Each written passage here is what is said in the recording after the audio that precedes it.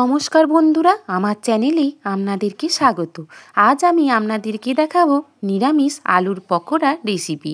এই আলুর পকোড়া মুড়ি দিয়ে খেতে যেমন অসাধারণ লাগে, আবার চায়ের সাথে খেতেও খুব ভালো লাগে। এই আলুর পকোড়া বানানোর জন্য আমি দুটো মিডিয়াম সাইজের আলু ভালো করে ধুয়ে খোসা ছাড়িয়ে লম্বা লম্বা সরু সরু করে কেটে নিয়েছি। এখন এই আলুর সাথে আমি 2 চামচ বেসন দিয়ে দেব। বেসন দিয়ে দেওয়ার পরে আমি 1 চামচ চালের গুঁড়ো দিয়ে দেব। চালের গুঁড়ো দিয়ে দেওয়ার পরে আমি হাফ চামচ কালো জিরে দিয়ে দেব। কালো জিরে দিয়ে দেওয়ার পরে হাফ চামচ চাট মশলা দিয়ে দেব। পরিমাণ মতো নুন দিয়ে দেব। নুন দেওয়ার পরে খুব সামান্য পরিমাণে একটু হলুদ গুঁড়ো দিয়ে দেব। হলুদ গুঁড়ো দিয়ে দেওয়ার পরে আমি 3 থেকে 4টি কাঁচা লঙ্কা কাঁচির সাহায্যে কুচিয়ে দেব।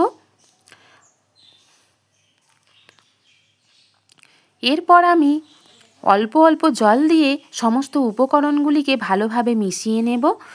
সমস্ত উপকরণ মিশিয়ে নেওয়ার পরে আমি হাফ চামচ লঙ্কা গুঁড়ো দিয়ে দেব এবং 1 চিমটি খাবার সোডা দিয়ে দেব।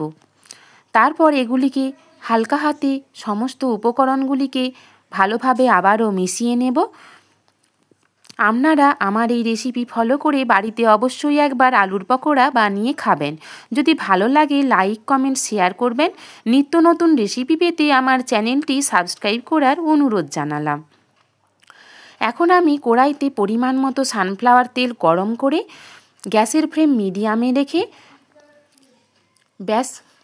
বেসনের যে ব্যাটার বানিয়েছিলাম তা থেকে অল্প অল্প করে ব্যাটার দিয়ে আমি পকোড়া আকারে সমস্ত পকোড়াগুলিকে 4 থেকে 5 মিনিট ধরে এক এক দিক ভালো করে ভেজে নিয়ে পকোড়াগুলি তৈরি করে নেব।